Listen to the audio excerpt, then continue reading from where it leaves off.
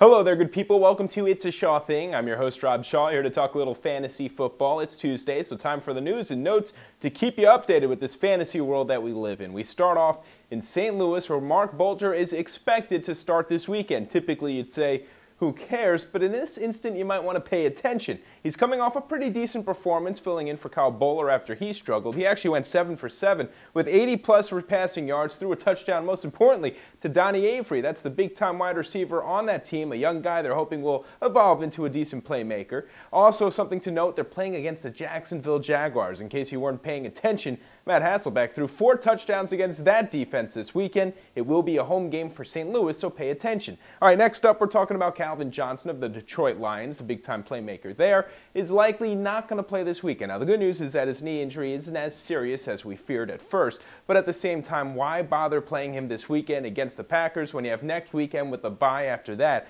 So consider him benched the next couple of weeks. Then after that, he should be fresh. Put him back in your lineup, and you could expect big performances from him.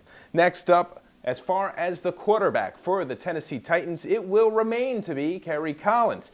Collins got the start this past weekend in a nationally televised game against the Indianapolis Colts. Didn't do all that well, but really wasn't his fault. It's the defense that explains why the Titans are 0-5 so far this year. Now, Vince Young did get in that game, but it was because it was mop-up duty. The team was already down a couple of scores, so he just went in there to make sure Collins didn't get hurt. Now, in a couple of weeks from now, you might end up seeing Vince Young as the quarterback for that team if they continue to lose, but in the short term, Collins will get the starts. Not that that means anything to you. He is not a player of fantasy relevance. However, he does carry more fantasy value for the wide receivers since he is more of a traditional quarterback.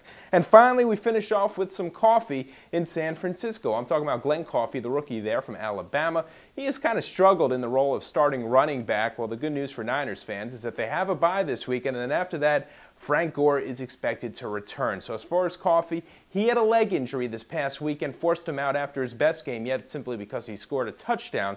But his injury is not that serious. But again, the serious thing for his fantasy value is that he's probably not going to start for the remainder of the year unless Frank Gore re-injures himself. Well, that's all for now, my friends. I'll see you right back here at opensports.com tomorrow. Until then, have a great Tuesday.